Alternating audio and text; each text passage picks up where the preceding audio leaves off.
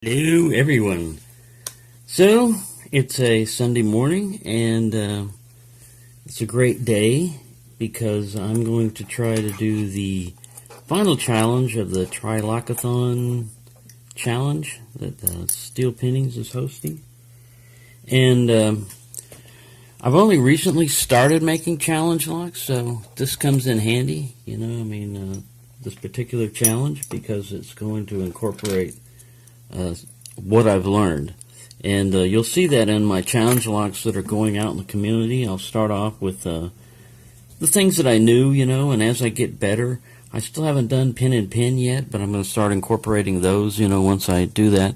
My only hold up right now is a small enough drill bit. That's it. It's pretty simple, but I haven't gotten around to getting one. And all my drill bits are too big for the pins that I've got. But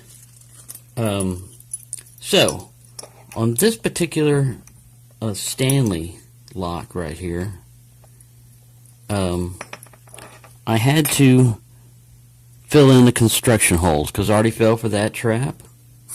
Literally, it literally is a trap. If it's populated with standard pins, the diameter of these holes are so small that a standard size pin will just roll right over it, no problem. But if you've got anything that has a T-pin, reduced diameter, that happens to fit that hole, you're in a trap. And it's just turning it clockwise, the normal way you would turn it, So you don't want to set up a lock that has a T-pin in it, but when you turn it, like you would normally turn it, it gets stuck in there, and you can't get it out. That happened on this particular lock, so I had to... And I'm not sure that this is the right Bible for it, but I looked down and the holes align down in there, so it's going to work. But this particular challenge lock here is incorporating everything that I've learned so far as or have tried that kind of work. And the T-pin part of it is really tricky sometimes, because as soon as I add a T-pin, the lock has a problem, even the key working or turning or anything, you have to tweak it a lot. But on this particular thing, this was your original bidding, and it's not bad, but I wanted to add something sneaky in there. And I filed this key down right here, this cut right down here, and I made an overset trap. I made an overset T-pin trap. Let me get this pin up here to show you.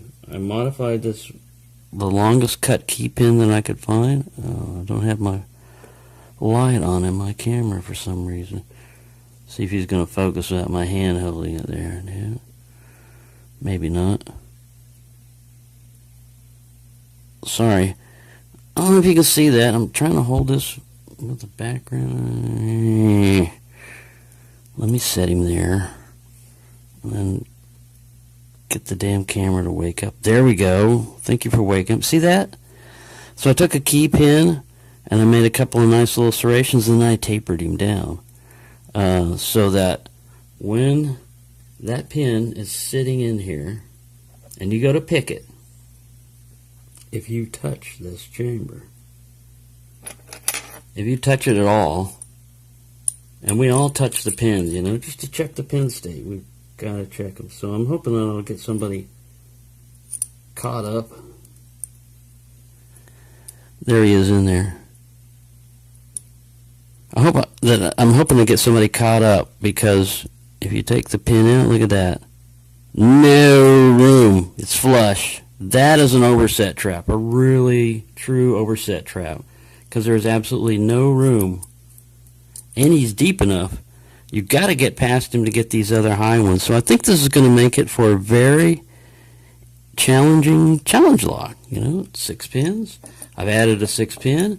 This is another little thing that I've tried, which is another, you put a T-pin up over here, and if you're picking and you get it wrong, it'll give you a deep fall set. But to recover from that sucker, the pin is going to be like cocked this way or cocked that way. It's probably cocked this way. And he's beveled. It gives him more of an angle, and you're thinking, wow, what the hell? And to to set that guy, you would have to counter rotate quite a bit, and you have a good possibility of dropping other pins. So, like I said, I'm incorporating everything I can think of into this lock. I did also on that one, I did undercutting, which is another skill that's not, it's easier said than done.